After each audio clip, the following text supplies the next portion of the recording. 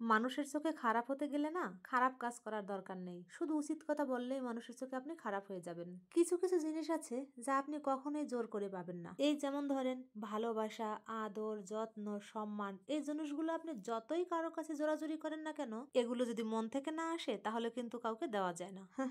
আবার ধরুন এমন কিছু মানুষের সাথে আমাদের পরিচয় হয়, তাদের মনে হয় আমাদের জীবনের সব থেকে ভালো বন্ধু, সব থেকে কাছের বন্ধু, কিন্তু যখন দেখা যাবে আপনার দিক থেকে আপনি তাদের জন্য বেশি কিছু করতে পারছেন না, দেখবেন ঠিক তখনই আপনার করা ভালো কাজগুলো ভুলে তাদের জন্য করা ত্যাগগুলো অস্বীকার করে পাশ কাটিয়ে চলে যাবে।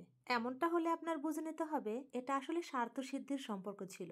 যতক্ষণ আপনি ছাড় দিয়ে তাদের জন্য করতে পারবেন ততক্ষণ আপনি তাদের চোখে মহান। আসলে এই দুনিয়াটাই তো স্বার্থের দুনিয়া। আর অনেক মানুষ তো আছে কেউ কারো ভালোই দেখতে পারে না। কেউ যদি উপরে উঠতে থাকে তাকে কিভাবে টেনে হিঁচড়ে নিচে নামানো যাবে সেই চেষ্টায় অনেকে আবার থাকে। আমরা বাঙালিরা তো সবাই মহাজ্ঞানী, যে জ্ঞানটা আমরা নিজের জীবনে কাজে না লেগে অন্যকে ফিরি ফিরি উপহার দিতে যাই। সত্যি কথা বলতে সবাই ধর্মের বাণী জানি কিন্তু মানি না। এই ছোট্ট জীবনে অনেক কিছু শিখেছি, তবে বই পড়ে বা লেখাপড়া করে নয়, ধাক্কা খেয়ে খেয়ে। তো হ্যালো ফ্রেন্ডস, কেমন আছেন সবাই? Welcome to my new video. আসলে একটা সুন্দর ভিডিও উপহার দেওয়ার জন্য অনেক কষ্ট করতে হয়। Sound quality, video quality, light quality সব ঠিক রেখে যদি ভিডিও করা হয় তাহলে কিন্তু বহুত কষ্ট হয়। একটা 3 থেকে 4 মিনিটের ভিডিওর পিছনে 3 থেকে 4 ঘন্টা ভিডিওর একটা গল্প থাকে। আশা করছি আমার সকল ফ্রেন্ডস এবং ফলোয়ারদের পাশে পাবো। ফ্রিজের মাছ ফুরিয়ে গিয়েছিল, তাই আজকে আবারও বাজার করে এনেছে। এই বাজারগুলো প্রথম থেকে কাটা ধোয়া আপনাদের দেখাচ্ছিলাম আর গল্প করছিলাম। আমি আগেই একটা ভিডিওতে বলেছিলাম মাছের সব প্রসেসিং করতেই আমার একটু বেশি ঝামেলা লাগে,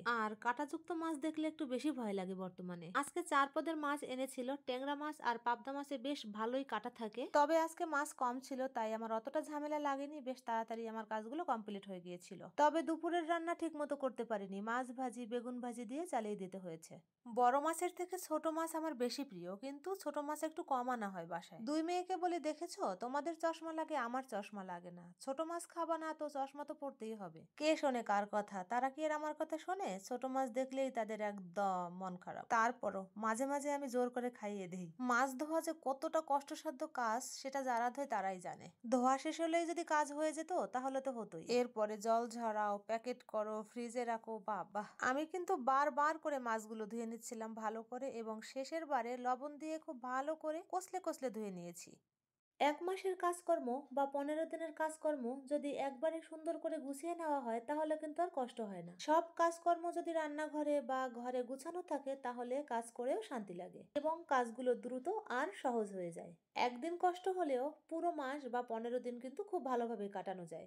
আমার প্রতিদিনের কাজে সাহায্যকারী আপা, তিনি আবার বলেছেন মাছ কাটতে পারেন না। কি আর করা, সবকিছু নিজের হাতেই গুছিয়ে নেই। আজকের ভিডিও এ পর্যন্তই। সকলে ভালো থাকবেন, সুস্থ থাকবেন এই কামনায় বিদায় নিচ্ছি।